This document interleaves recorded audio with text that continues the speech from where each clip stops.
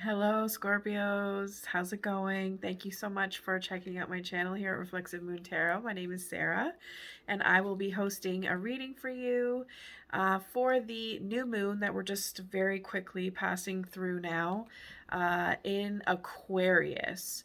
So, the new moon in Aquarius speaks to a reset or a recharge with regards to the mind. So you might be wanting to clear out some space in your mind, meditate a little bit, and even think about how you can incorporate something like that on a regular basis on account of Aquarian energy also being centered in sustainability.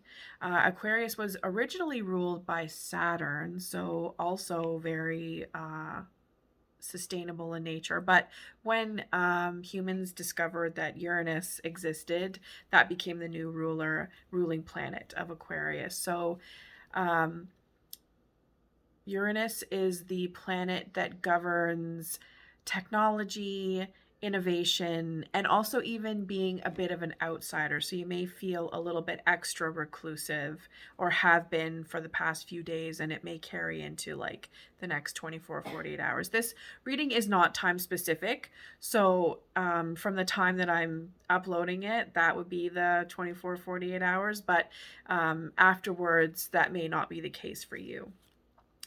What else? I think that is all that I was thinking of. Oh, and then also, new moon energy is about clearing out things in your space too and letting go what no longer serves any purpose for you. So it's a good point in the 28-day cycle of the moon to kind of like get rid of some stuff. And energy, again, might be a little bit low. So don't feel like that you need to get that done right away.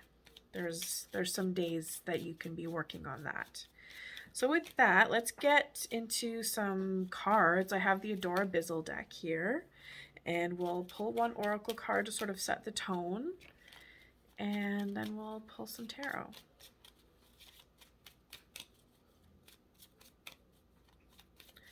So this is for the Scorpios out there. We have the Kraken. Ooh, release the Kraken. Mystery. So what happens when your Kraken is released, Scorpio? I know you have that stingy kind of energy.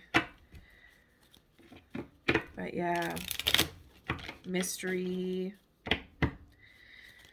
Intelligence. Ancient knowledge. That's what comes to my mind when I see a Kraken.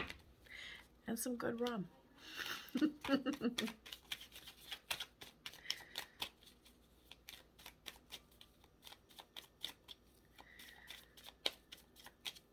All right, we have the star card. So Aquarian energy right there. This is my favorite card. So the star. So 17 might be significant for you at this time based on, the lunar positioning of the moon in Aquarius, as well as this card. So balance of give and take. Ancient knowledge again, and having hope as well. I have this other deck where the star card, it's a deck that's based on Greek mythology, and the star card is about the story of Pandora and all of the turmoil and stuff that she releases when she opens up that box, despair and hatred and all that kind of stuff. But then the last one that comes through is hope.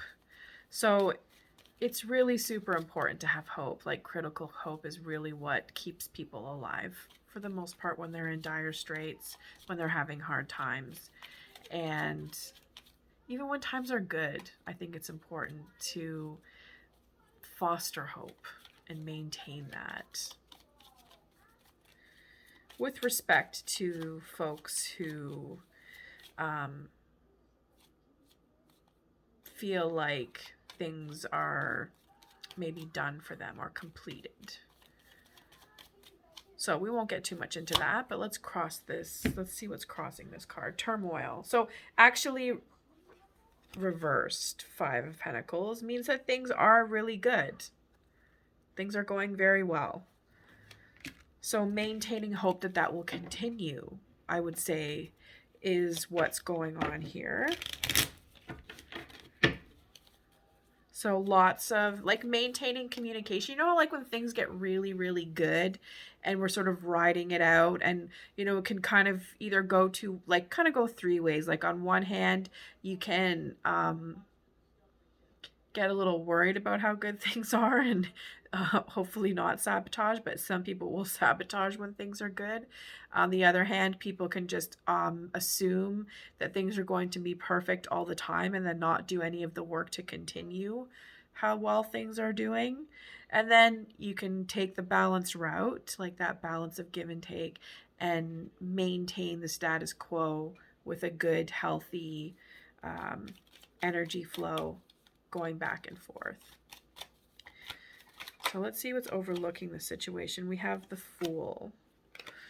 The Fool came through reversed a little bit. I'm just going to read it both ways because I'm just feeling like, I don't know, I just feel like I just described that energy anyways just now. So the Fool upright would be new journeys, like, so how, like new things, new creative ideas, new processes, just anything new that is relevant to what's going on right now. Reversed, you may feel reluctant to do something different, and that's okay. I just play it safe as much as you can, and maybe talk to folks about it. Talk to folks who you trust, who've helped you along the way, and who have given you solid advice already. So I wouldn't just go to randoms and be like, hey, so I'm trying to think of these new ideas, blah, blah, blah. What do you think? And it's tricky when it comes to sharing new ideas. It's scary because people can stomp on them and really, like, it doesn't even matter. Like, your new ideas, the moment they leave your mouth, it can be interfered with the way that people react to it without even them opening their mouth. So just be like, just be cool, just be chill about it, and make sure that you know that you're not going to be at a loss, and that sometimes loss is just a natural risk, and maybe there will be things in your life that you kind of don't do the best with, and that is what gets you to the point where you are doing the best. Does that make sense? I hope so. So we have the 7 of Swords, escape. There's a huge amount of Aquarian energy that we keep. Aquarius, Mercury, like all this very sort of airy, communicative energy. But the 7 of Swords is kind of, so here the keyword is escape. Escape from reality. Escape from what's like, I want to say what's real, but for example, gossip and slander. Just really getting caught up in this world of shit talk that will take you away from your reality. So what is your negative escape vice?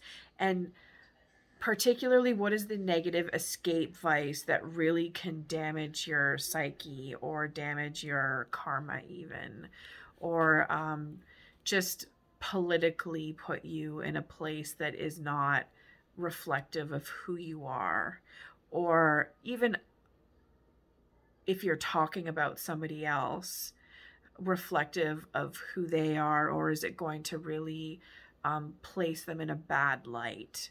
Because the seven of Swords can also be slander. It's a slanderous card, and usually when when people are subscribing to this kind of ideology or these behaviors, they can't handle it. It's like racking up your credit card when you know that you can't pay for it anytime soon, or it's going to take a super really long time to deal with it, or you're just going to really be paying credit card companies that are, you know, relatively evil for the most part, a lot of money for nothing, for the sake of having, you know, the latest shoes. So again, there's just an element of really not having a strong grip and being able to take responsibility for the situation when it comes to the Seven of Swords. So what's your vice? What are you subscribing to spiritually on some level that is, I would say, just is toxic? Sometimes that's toxic positivity too, Scorpio. Or it can be overconsumption of substances, not being straight up about substances, or just having like this dual lifestyle, like not being honest with who you are. We have the Knight of Swords, the escape plan. So the Knight of Swords is definitely the tactical soldier. The escape plan can be anything, really. It can be a positive escape plan. It can be like, you know, in terms of a contingency plan. That could be the name of your game. Super, super controlled. This may not apply to everybody who watches this, obviously. Super controlled and wanting to have everything play out according to plan. And that's not always the case, especially since, you know, we're dealing with you being a water sign, and there's like an element of going with the flow that you should have no problem living with. So you could, like, your escape could be everything being uncontrolled and everything looking perfect when it isn't. And the escape plan is just that, and that's in the past. Like it looks like it should be a thing of the past. So let's see how we move through into the very near future with this energy, Scorpio. We have the Six of Pentacles. Okay. So redistribution of wealth. So where is your, like, are you being generous with your energy? Like, where are you able to put your energy that is generous? Like, out of generosity, where can you put your energy into? Can you volunteer and do some stuff that way? Can you actually donate money?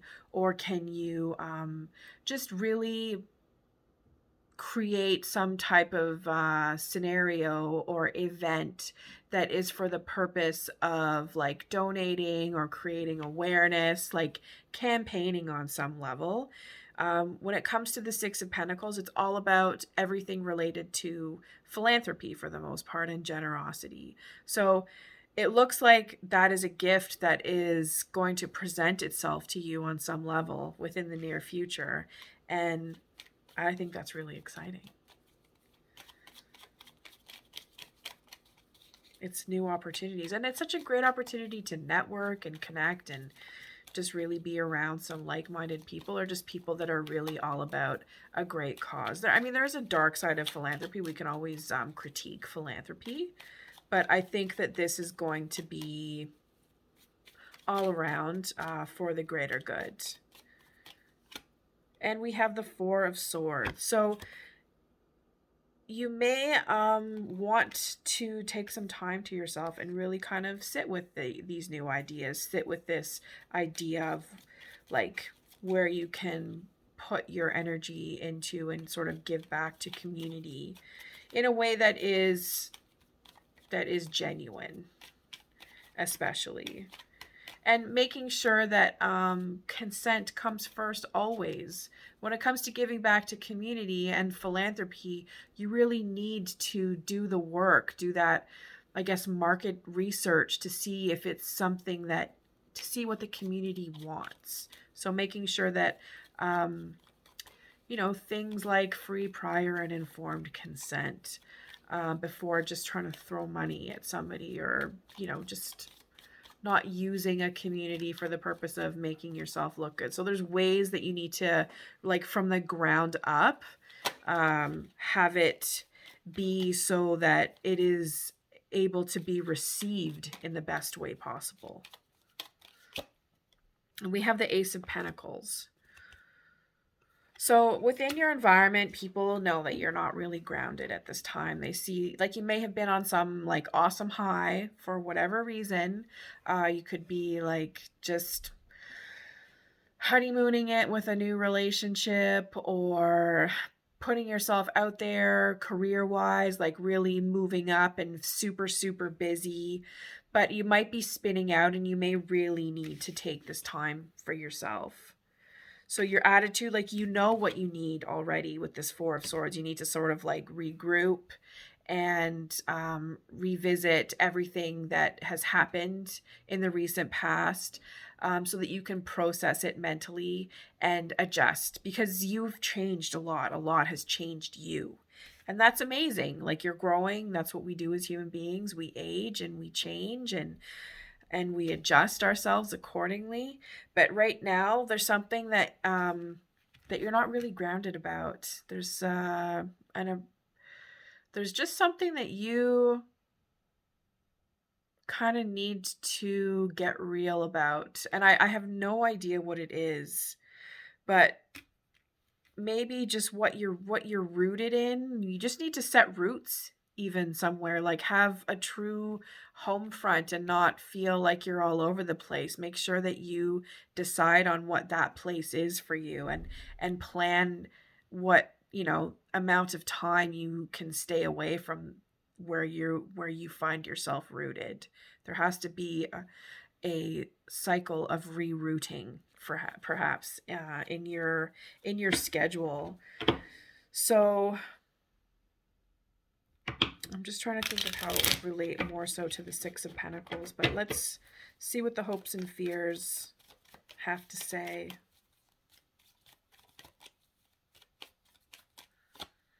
We have the Ten of Cups. I mean, what a great hope to have. Safety, security, wish fulfillment, family legacy. It really is just like a warrior being at peace and chilled out and going with the flow, and having like an abundance of love around them. So of course, that is an amazing hope to have in your life, and hold on to that. Like, that's sacred hope right there. And we have the Knight of Wands. So the Knight of Wands, this came through for Cancer, upright though. So reverse, we're not going to end off with this card. The Knight of Wands reversed is very jealous, and they don't really have your best interest in mind. They are super insecure. So this person, I'm not sure who they are, but they could be an Aries. They could be, or like, and this is not just their sun sign. This could be their moon or rising sign. Aries, Leo, or Sagittarius. And this person may appear like they are for you and that they would put up a fight for you, but be very, very mindful, and you may find that they aren't actually all about you.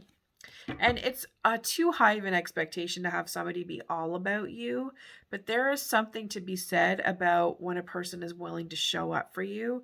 Like, you'll know when a person should be showing up for you, and there will be a moment where you realize that this person is not interested in showing up for you when the going gets tough. So when the going gets tough, the bitch makes like a banana and splits. unfortunately. That's shitty. We have the King of Wands, though. So there will be somebody that comes through for you. It will probably take this person not being there for you to realize that this person is there for you. And this person is going to be there for you to help you actualize your goals, to help you create a system even, or at least manage the system that you are trying to operate on some level. They will be able to co-manage that with you. And I mean, if this is you and the other person, then you just need to recognize also that you're a friggin' boss and you do not need a friggin' reverse Knight of Wands fighting your battles. So know that and let that like hold you up in a certain way, knowing where your position is. Because this, whatever energy you've put into this relationship, you're not really getting the turnaround maybe that you wanted, or maybe this Knight is actually not really putting any output that is creating a turnaround. So they may look like they're giving off some output, but there's zero turnaround. It's very superficial. It's flaky. It's almost like you're getting played on some level by somebody. And I don't want to see you getting robbed of any opportunities or being misled in any type of way, because that just is not what you deserve, Scorpio, at all. So just be careful about who you surround yourself with, especially if they're fire signs. Watch out for the fire signs. And I know Scorpios are like more the fiery of the water signs, so you may be attracted to fire signs on some level. Let's just try and draw one more card. We'll pull from a different deck. Pull from the Neon Moon here and see. But yeah, the Three of Wands, like whatever energy you've put into this relationship, you're not really getting the turnaround that you're looking for. And it doesn't necessarily have to be a significant other. This can be someone that you're in a business relationship with, because it is all about actualizing goals and creative energy. So somebody that you're working on creative projects with. We have the Chariot. So either way, this situation is going to be a part of your process in this business of forward movement. You will move on from this. So if you're really caught up on this being it for you, just know that there's a place where you move forward and that you need to do that with or without whoever it is that you know is causing this type of grief in your life. So with that, Scorpio, take it easy. We'll catch you next time and take care. Bye for now.